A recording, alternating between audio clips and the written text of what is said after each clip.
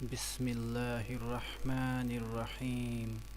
Thanks for watching Hayya Alal Falah by Mufti Muhammad Wasim Sahab, the famous scholar of Islam.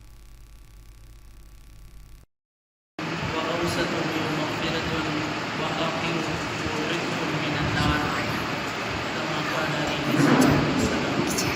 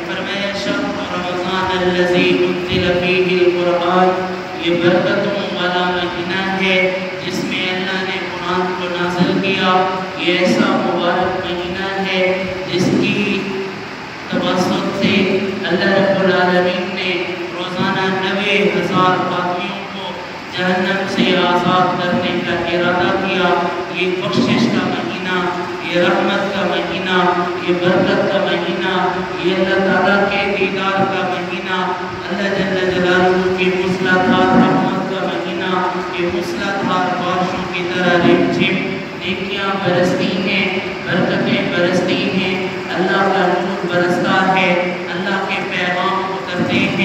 دن اور رات مسجدیں بھری ہوئی ہوتی ہیں، مسجدوں میں اللہ تعالیٰ کا کلام زیادہ ہوتا ہے، اللہ تعالیٰ کے مہمان زیادہ ہوتے ہیں، اللہ تعالیٰ کے فقیر زیادہ ہوتے ہیں۔ یا ایھا الناس انتم الفقراء الی اللہ، اے لوگو تم سارے کے سارے اللہ کے فقیر ہو، واللہ غنی، اللہ غنی ہے، ہم سارے کے سارے اللہ کے فقیر ہیں۔ فقیر جب اپنے مولا کے سامنے جمع ہو جاتے ہیں، جوب در جوب اکٹھے ہوتے ہیں، صف در صف اکٹھے ہوتے ہیں، تو اللہ رب العالمین ان کو محبت کی نگاہ سے دیکھتے ہیں اور پھر فرماتے ہیں حل من سائل، کوئی ہے سوال کرنے والا، حل من تائب، کوئی ہے تم میں توبہ کرنے والا، حل من مسترزق، کوئی ہے تم میں معافی مانگنے والا، رزق مانگنے والا، حل من مستعفین، تم میں ہے کوئی اللہ سے عافیت مانگنے والا۔ فرمایا کہ تم مجھ سے سوال کرو، میں تمہیں عطا کرتا ہوں، سل تعطى واشفع تشفع، ارحم، فرمایا کہ میں تمہارے سوال کے مطابق تمہیں برکتیں عطا کرتا ہوں، تم جو مانگتے ہو عطا کرتا ہوں، تم سفارش کرتے ہو میں قبول کرتا ہوں، تم مجھ سے مانگتے ہو میں دن اور رات میں ایک دعا ضرور قبول کرتا ہوں۔ تو مبارک مہینہ یا ایھا الناس قد اضلکم شہر عظیم، اتفاق سے آج کا دن رمضان سے پہلا دن ہے، کل سے انشاءاللہ رمضان شروع ہوگا۔ حضرت سلمان فارسی رضی اللہ تعالیٰ عنہ فرماتے ہیں رمضان سے ایک دن قبل نبی علیہ السلام نے خطبہ دیا اور فرمایا یا ایھا الناس قد اضلکم شہر عظیم، اے لوگو ایک مہینہ آ رہا ہے جس کا سایہ ہے برکتوں کا، قد اضلکم شہر عظیم، بڑے مبارک مہینے کا سایہ آ رہا ہے، وہ اللہ کی رحمتوں کا سایہ آ رہا ہے، وہ اللہ کے نور کا سایہ آ رہا ہے، اس میں اللہ رب العالمین نے عافیتیں اور خوشیاں رکھی ہیں۔ جو اللہ کو مانتا ہے یا جو نہیں مانتا، اللہ رب العالمین دونوں کو اپنی رحمت عطا فرماتے ہیں۔ رحمان الدنیا والآخرہ، دنیا کی رحمت بھی عطا کرتے ہیں، آخرت کی رحمت بھی عطا فرماتے ہیں۔ پھر فرمایا رحمان اللہ تعالیٰ ہے، للمسلم رحمان بنتا ہے اللہ مسلمان کے لیے، اور رحمان اور للکافر، کافر کے لیے بھی اللہ رحمان بنتا ہے، کافر کی روزی بھی اس مہینے میں کشادہ ہوتی ہے، اللہ کافر و مسلم دونوں کو عطا فرماتے ہیں۔ عن ابی ہریرہ رضی اللہ تعالی عنہ قال قال رسول اللہ صلی اللہ علیہ وسلم اذا دخل رمضان فتحت ابواب الجنہ، حضرت ابو ہریرہ رضی اللہ عنہ فرماتے ہیں جب رمضان داخل ہوتا ہے اللہ رب العالمین کھول دیتے ہیں دروازے، جنت کے دروازے کھول دیتے ہیں۔ بخاری کی حدیث میں فرمایا ابواب رحمت، اللہ رحمت کے دروازے کھول دیتے ہیں، وغلقت ابواب النار، اللہ تعالیٰ جہنم کے دروازوں کو بند کر دیتے ہیں، وسلسلت الجنہ، اور اللہ تعالیٰ جنات کو، اللہ تعالیٰ شیاطین کو لوہے کی زنجیروں میں جکڑ کے بند کر دیتے ہیں۔ یہ میرا میرے بندوں کے ساتھ رازداری کا مہینہ ہے، یہ میری دوستی کا مہینہ ہے، یہ میرے پیار کا مہینہ ہے، یہ میری وفاؤں کا مہینہ ہے۔ ایک ہی تو مہینہ ایسا ہے کہ قرآن مجید نکالے جاتے ہیں، وہ جو مٹیوں سے بھرے ہوئے، جن کے غلاف مٹیوں سے بھرے ہوتے ہیں، جو بوسیدہ ہو چکے ہوتے ہیں، ان قرآن مجیدوں کو نکالا جاتا ہے، ان کا استقبال کیا جاتا ہے۔ رمضان کا مہینہ آ گیا، جو نہیں پڑھنے والا وہ بھی قرآن مجید کو نکالتا ہے، اس کے غلاف کو جھاڑتا ہے، اور قرآن مجید کو جب ہاتھ مارتا ہے مٹیوں سے کمرہ گردآلود ہو جاتا ہے، پھر اس قرآن کو صاف کیا جاتا ہے۔ یہ خوشی کا مہینہ ہے ہمارے قرآن کے لیے، یہ خوشی کا مہینہ ہے ہمارے مسلمان کے لیے، یہ خوشی کا مہینہ ہے رب رحمان کے لیے، یہ خوشی کا مہینہ ہے نمازیوں کے لیے۔ نمازی مسجد میں آتے ہیں، مسجدیں بھری ہوئی ہوتی ہیں، ایک وہ دور ہوتا ہے جب سال کے باقی دنوں میں انہیں چنے نمازی ہوتے ہیں. ہمارے استاد علاؤدین صاحب فرمایا کرتے تھے رحمت اللہ علیہ، وہ فرماتے تھے کہ ہم عادی ہیں، ہم نمازی نہیں. جس دن ہم نمازی بن گئے اللہ رب العالمین اس دن ہمیں ایسا اجر عطا فرمائیں گے. ان الصلاۃ تنہی عن الفحشاء والمنکر، پھر اللہ ہم سے گناہ نہیں کروائیں گے. پھر نمازی قرآن مجید میں ہے، اللہ فرماتے ہیں کہ بے شک نماز بے حیائی اور بری باتوں سے روکتی ہے. ان الصلاۃ تنہی عن الفحشاء والمنکر، بے شک نماز بے حیائی اور بری باتوں سے روکتی ہے. ہماری نماز ہمیں بری باتوں سے کیوں نہیں روکتی؟ اس لیے کہ ہم نمازی نہیں ہیں، ہم عادی ہیں. ہم 5 وقت مسجد میں آ کے اپنی عادت کو پورا کرتے ہیں. ہم نمازی ہوں تو پھر مثال یوں ہوگی کہ جب ہم گناہ کے قریب جائیں گے گناہ ہم سے دور ہو جائے گا. جب ہم بے حیائی کے قریب جائیں گے بے حیائی ہم سے دور ہو جائے گی. جب ہم بدکاری کے قریب جائیں گے بدکاری ہم سے دور ہو جائے گی. فرمایا کہ ہم عادی ہیں، ہم نمازی نہیں. جب ہم نمازی بنیں گے پھر گناہ ہم سے دور ہوگا. پھر اللہ ہمارے نزدیک ایک سیکیورٹی گارڈ کھڑا کرے گا جسے رضوان کہا جاتا ہے. اللہ ایک فرشتہ مقرر کرے گا جو ہمیں گناہ پر جانے سے روکے گا، گناہ کو ہم سے دور کرے گا. حدیث میں آتا ہے شمائل ترمذی میں ایک نبی صلی اللہ علیہ وسلم سے حدیث ہے. فرمایا آپ صلی اللہ علیہ وسلم سے پوچھا گیا یا رسول اللہ جس طرح ہمارے ساتھ شیطان ہوتے ہیں آپ کے ساتھ بھی شیطان ہوتا ہے؟ آپ صلی اللہ علیہ وسلم نے فرمایا ہاں میرے ساتھ بھی شیطان ہوتا ہے، لیکن فَأَسْلَمَ، وہ مسلمان ہو چکا ہے. میں ایسا ہوں، اللہ نے مجھے ایسا وجود عطا فرمایا ہے کہ میری وجہ سے میرا شیطان بھی مسلمان ہو گیا. یعنی نبی ایسے نیک تھے، ہمارے نبی ایسے نیک تھے، ایسے پاکیزہ تھے، ایسے منزہ تھے، ایسے مطہر تھے، ایسے مجسم تھے، ایسے مقوم تھے، ایسے معلیٰ تھے، ایسے محرک تھے کہ آپ صلی اللہ علیہ وسلم کے جسم کے ساتھ لگنے والا شیطان بھی، جس کو قرآن کہتا ہے فَسَاءَ لَهُ قَرِينٌ، جو سائے کی طرح ساتھ چلتا ہے، ہمارے نبی کا شیطان بھی مسلمان ہو گیا. فرمایا کہ جب تم نیک بن جاؤ گے تمہارے شیطان بھی مسلمان ہو جائیں گے. تو فرمایا یا ایھا الناس، اے لوگو، قد اضلکم شہر عظیم، تم پر ایک مبارک مہینہ آنے والا ہے جو برکتوں سے بھرا ہوا ہے، جو رحمتوں سے بھرا ہوا ہے. جب تم اس مہینے کو پاؤ گے اللہ رب العالمین تمہیں اپنے سینے سے لگائیں گے، تمہاری دعاؤں کو قبول کیا جائے گا. اللہ تعالیٰ تمہیں اپنی محبت عطا فرمائیں گے. یا ایھا الذین آمنوا، اے ایمان والو، کتب علیکم الصیام کما کتب علی الذین من قبلکم لعلکم تتقون. اے ایمان والو، یا ایھا الذین آمنوا، اے ایمان والو.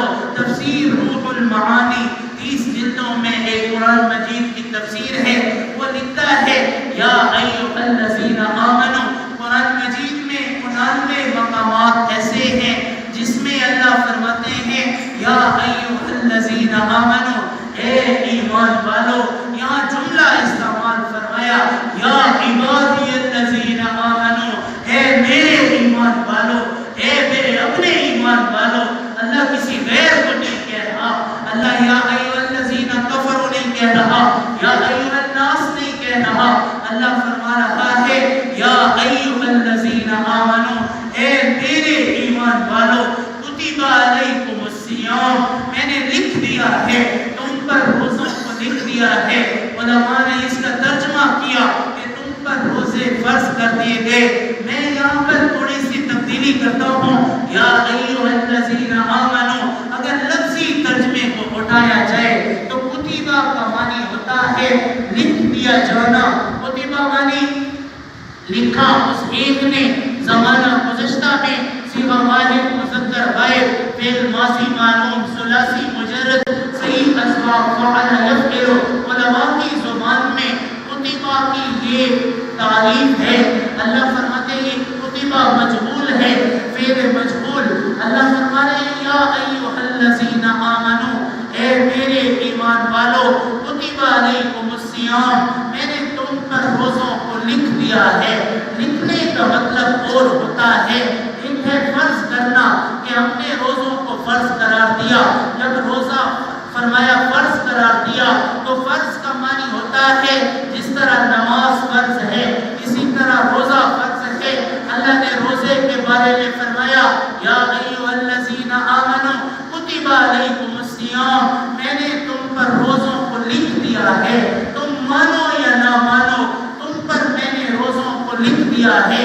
تم میں جو تھکا ہوا ہے وہ نماز چھوڑ دیتا ہے، لیکن روزے کے بارے میں کہا کتب علیکم الصیام، میں نے تم پر روزے کو لکھ دیا ہے، تم چاہو یا نہ چاہو، اس میں کوئی آپشن نہیں ہے، اس میں کوئی چاہت نہیں ہے۔ اللہ فرماتے ہیں میں نے تم پر روزے کو لکھ دیا ہے۔ میں درزی کا کام کرتا ہوں، میرے سیزن کا مہینہ ہے، میری محنت زیادہ ہے، اے اللہ میرے ساتھ کچھ رعایت ہونی چاہیے۔ اللہ فرماتے ہیں نہیں نہیں یا ایھا الذین آمنو، اے میرے ایمان والو، اے میرے پیارے مسلمان، اے میرے ایمان والے، کتب علیکم الصیام، میں نے تم پر روزے کو لکھ دیا ہے۔ مزدور کہتا ہے اے اللہ میں مزدوری کرتا ہوں، میں سخت کام کرتا ہوں، میں اگر روزہ نہ رکھوں تو میرے لیے کوئی نرمی فرمائیے۔ اللہ فرماتے ہیں نرمی میری تیرے ساتھ ہے، کتب علیکم الصیام، میں نے روزہ تیرے لیے لکھ دیا ہے۔ کام کو چھوڑ دو، روزہ نہ چھوڑو، اپنی مزدوری چھوڑ دو، روزہ نہ چھوڑو۔ نحن نرزقک والعاقبۃ للتقویٰ، ایک بڑی پیاری حدیث ذہن میں آئی۔ اللہ فرماتے ہیں یا ابن آدم، اے آدم کے بیٹے، نحن نرزقک فلا تتعب، ہم تمہیں رزق عطا کریں گے، تم اپنے آپ کو کھپاؤ نہیں۔ کتب علیکم الصیام، میں نے تم پر روزوں کو لکھ دیا ہے، اگر نہیں کر سکتے کام چھوڑ دو، تھکاوٹ کی وجہ سے کام نہیں ہوتا کام چھوڑ دو، روزہ نہ چھوڑو، کام کو کہہ دو کہ مجھے روزہ ہے، روزے کو مت کہو کہ مجھے کام ہے۔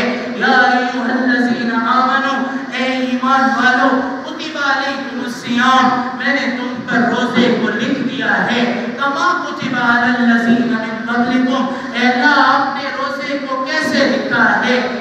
کما کتب علی الذین من قبلکم، اے اللہ ہم پر کیسے روزے کو لکھا ہے؟ ہم تو بڑی کمزور مخلوق ہیں، ہم بڑے کمزور ہیں۔ میری امت کا مسلمان کہتا ہے کہ بھئی وہ صحابہ اور تھے، مولوی صاحب ہمیں صحابہ کی مثالیں نہ دیا کرو، وہ اور تھے، ان کے ایمان پختہ تھے، وہ نیک لوگ تھے، ان کے زمانے میں آج کل جیسا حال نہیں تھا۔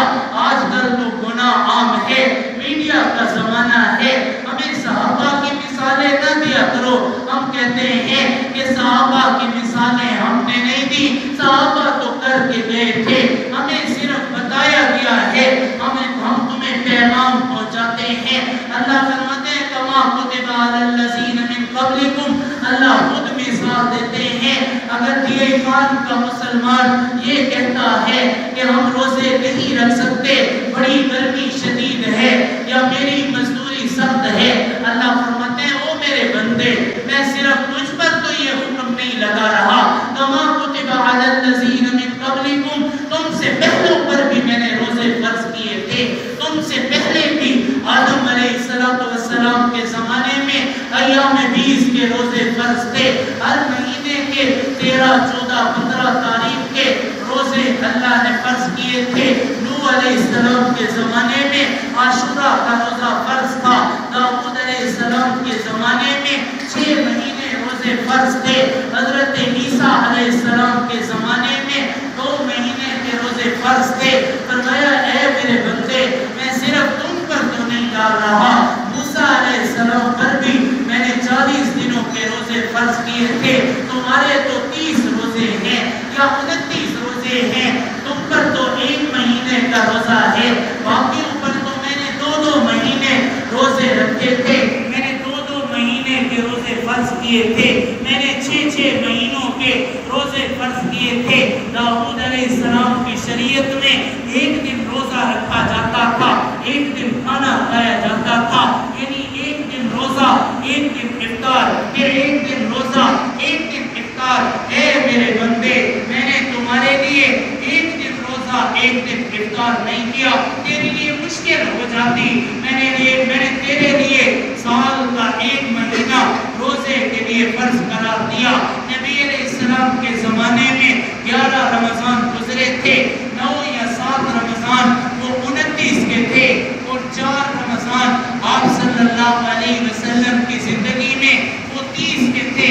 بعض لوگوں کا یہ کہنا ہوتا ہے کہ ہم ایک روزہ کھا جاتے ہیں، ہم ایک روزہ نہیں کھاتے، ہمارے نبی نے چاند کا انتظام بھی ایسا کیا۔ میں یہ کہتا ہوں، جس مہینے میں، جس رمضان میں امت پر مشکل زیادہ ہوتی ہے، اللہ تعالیٰ اس کے روزے کو کم کر کے 29 میں مہینہ پورا قرار دیتے ہیں۔ 29 روزے رکھوا کے پھر اللہ تعالیٰ پورے سال کے روزوں کا ثواب عطا فرماتے ہیں۔ اسی طرح جو مہینہ آسانی کا ہوتا ہے، جو رمضان آسانی کا ہوتا ہے، اللہ اس کے روزوں کو 30 کر دیتے ہیں۔ میری امت کے لیے آسانی ہے، تو اللہ تعالیٰ نے فرمایا یا ایھا الذین آمنو، اے میرے ایمان والو، کتبہ میں نے لکھ دیا علیکم الصیام، تم پر روزوں کو، کما کتب علی الذین من قبلکم، جیسے میں نے لکھا تھا تم سے پہلی امتوں کے لیے، لعلکم تتقون، تاکہ تم متقی بن جاؤ۔ اللہ تعالیٰ فرماتے ہیں اے ایمان والو، تم روزہ خود نہیں رکھتے، میں تمہیں توفیق دیتا ہوں۔ وما بتوفیقی الا باللہ علیہ توکلت والیہ منیب۔ کیسے ہو سکتا ہے ایک بندہ روزہ رکھتا ہے پھر اللہ اسے دن میں تکلیف دیتا ہے، روزہ نہیں رکھتا کسی کو؟ ہماری عادتیں پوری ہو چکی ہیں۔ روزہ رکھنے والا جب روزہ رکھتا ہے، اللہ فرماتے ہیں وما بتوفیقی الا باللہ، اسے میں توفیق دے دیتا ہوں۔ روزہ یہ رکھتا ہے، میں اس کا رہبر بن جاتا ہوں۔ وَلَهَدَيْنَاهُمْ صِرَاطًا مُسْتَقِيمًا، انگلی سے پکڑ کر، اس آیت میں لام استعمال ہوا، لام قسمیہ ہے، یعنی ضرور بضرور اللہ فرماتے ہیں وَلَهَدَيْنَاهُمْ صِرَاطًا مُسْتَقِيمًا، جو صراط مستقیم پر چلنے کا ارادہ کرتا ہے، میں اس کی انگلی سے پکڑ کر اسے چلاتا ہوں۔ جس نے روزہ رکھا ہے، میں اس کی انگلی سے پکڑ کر اس کو میں شام تک روزہ پورا کرواؤں گا۔ جو بندہ روزہ رکھتا ہے اسے بھوک نہیں لگتی، یہ ہم کہتے ہیں کہ ہمیں روزہ رکھتا ہے، کیسے ہو سکتا ہے؟ اللہ رب العالمین ہم سے روزہ رکھواتا ہے، پھر روزہ لگواتا ہے۔ اللہ روزے نہیں لگواتا، اللہ کروڑوں ماؤں سے زیادہ پیار کرنے والا ہے۔ مزدور کو کہتا ہے وہ مزدوری کو چھوڑ دے، نحن نرزقک فلا تتعب، تو روزی کو چھوڑ دے۔ میں قسم اٹھا کے کہتا ہوں نحن نرزقک فلا تتعب، تو اپنے آپ کو کھپا دے، میں تجھے توفیق دوں گا، میں تجھے کھلاؤں گا، تیری افطاری کے دسترخوان پر میں کئی کھانے سجاؤں گا، تو ایک مرتبہ روزہ رکھ تو صحیح۔ یہ تو ہم بے وقوف ہیں، ہم کہتے ہیں روزہ لگ جاتا ہے، مولوی صاحب ہمیں پانی کی پیاس لگتی ہے، تم گندی طرح لگتی ہے، میں نے وہ روزہ نہیں رکھا مہتا۔ اللہ فرماتا ہے ارے بے وقوف، تجھے کس نے کہا ہے کہ تو روزہ رکھتا ہے؟ تو صرف ارادہ کرتا ہے، وہ بھی صوم غد نویت من شہر رمضان، تو صرف ارادہ کرتا ہے۔ روزہ تجھ سے میں رکھواتا ہوں، بھوک پیاس سے تجھے میں بچاتا ہوں۔ تیرا ایمان ہی نہیں ہے اللہ کی ذات کے اوپر۔ اگر تو یقین سے اللہ پر روزہ رکھتا ہے، اللہ کے لیے روزہ رکھتا ہے، اللہ بھوک کو دھکے دے کے ہٹاتا ہے۔ خبردار اے بھوک، تو نے میرے بندے کے قریب نہیں جانا، خبردار تو نے میرے بندے کو تکلیف نہیں دینی۔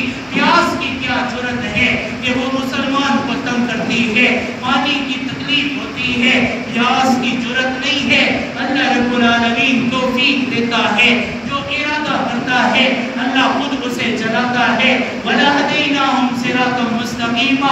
میرے صحابہ کے زمانے میں خندق کھودی جا رہی تھی. 21 گھنٹے کا روزہ تھا. نہ سحری تھی نہ افطاری تھی, لیکن وہ روزہ رکھتے تھے. اللہ ان کو توفیق سے چلاتا تھا. بعض صحابہ بے ہوش ہو گئے. حضور نے فرمایا اے صحابہ اپنے روزے کو پورا کر لو, اللہ معاف کر دے گا. صحابہ نے فرمایا یا رسول اللہ, کیا یہ آپ کا حکم ہے یا اللہ رب العالمین کا حکم ہے؟ حضور فرمانے لگے, نہ یہ میرا حکم ہے نہ میرے اللہ کا حکم ہے. میں تمہیں مشورہ دیتا ہوں کہ تمہیں روزہ افطار کرنے کی اجازت ہے. انہوں نے کہا یا رسول اللہ, ہم مر تو سکتے ہیں لیکن روزہ نہیں توڑ سکتے. شیطان مرغلاتا ہے کہ تمہیں روزہ لگ جائے گا, تم سے کام نہیں ہوگا.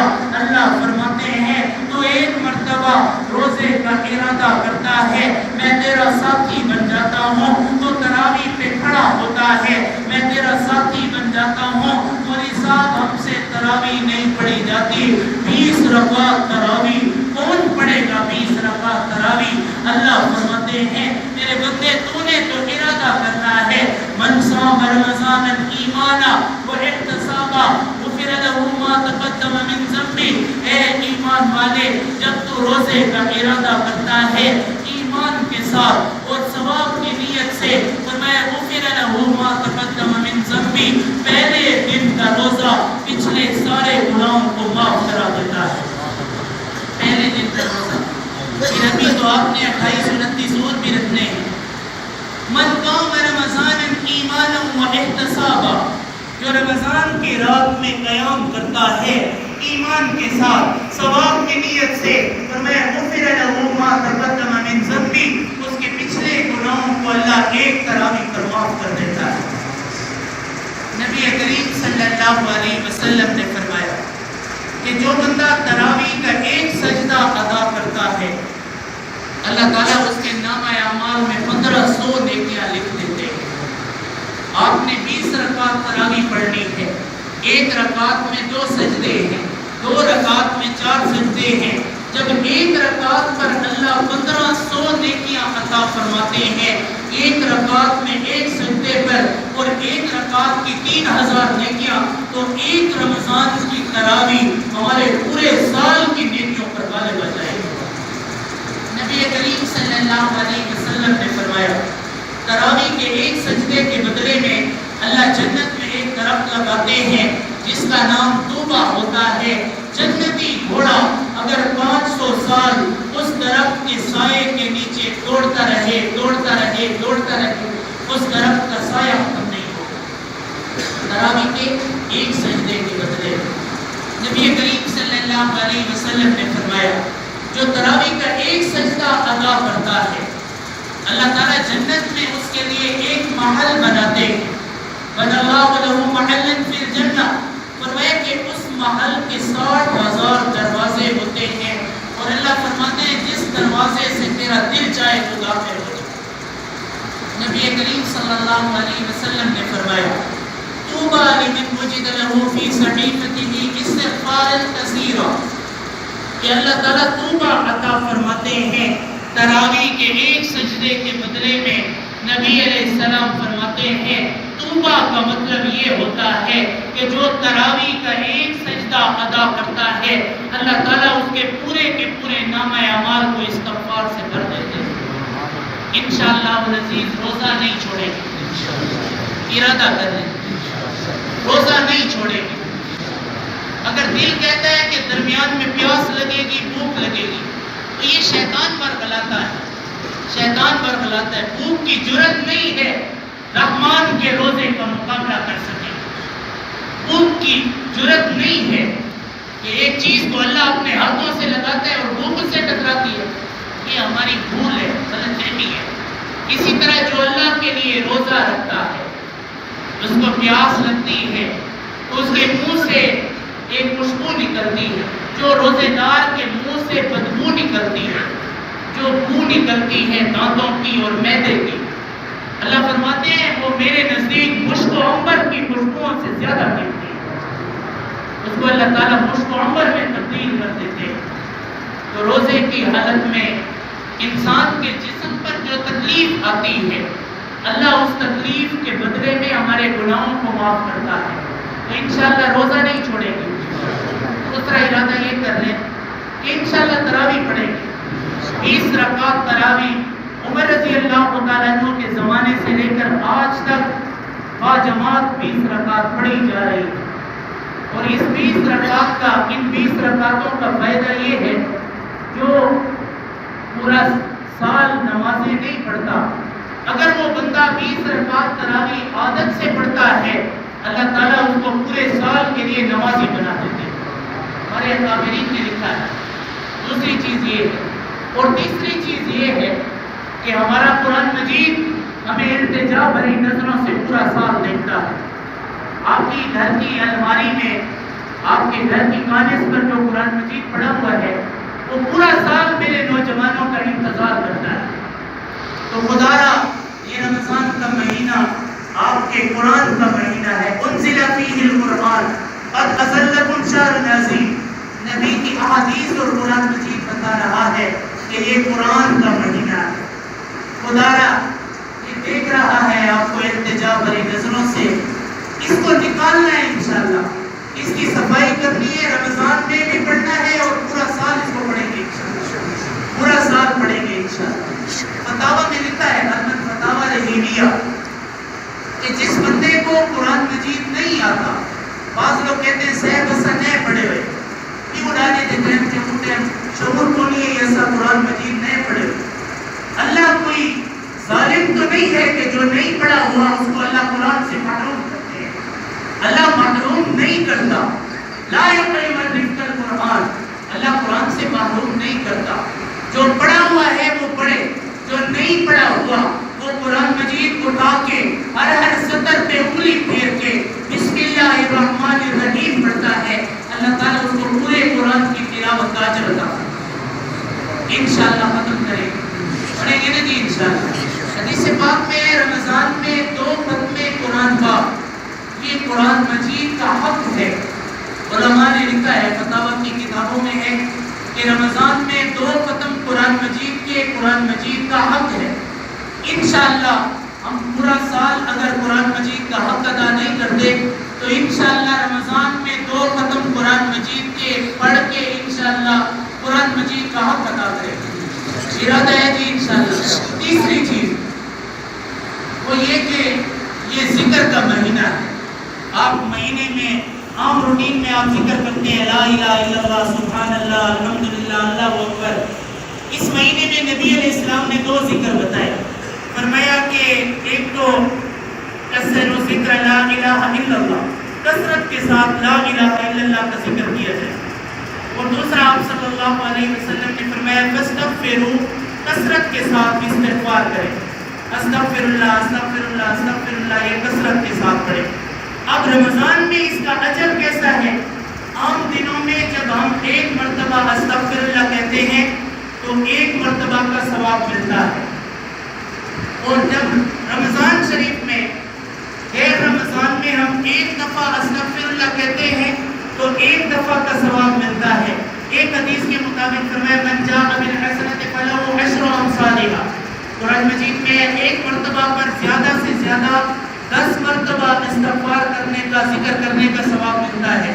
رمضان میں 1 مرتبہ استغفر اللہ کہنے کا ثواب اللہ تعالیٰ 70,000 مرتبہ استغفر اللہ کہنے کا عطا کرتا ہے. یعنی ہر ذکر کا ثواب 70,000 گنا زیادہ ہو جاتا ہے. یہ حدیث مبارک میں ہے. اللہ تعالیٰ ہمیں رمضان شریف کے حقوق ادا کرنے کی توفیق عطا فرمائے. اور اللہ رب العالمین ہمیں اپنی رحمت سے اولہ رحمتن جو پہلا عشرہ رحمت کا عشرہ ہے اللہ تعالیٰ رحمتوں کو سمیٹنے کی توفیق عطا فرمائے.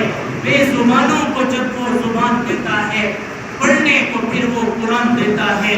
بخشنے برائے جب امت کے گناہ گاروں کو تو تحفے میں پھر وہ رمضان دیتا ہے. وآخر دعوانا الحمدللہ. Thanks for watching Hayya Ala Al-Falah by Mufti Muhammad Wasim Sahab, the famous scholar of Islam.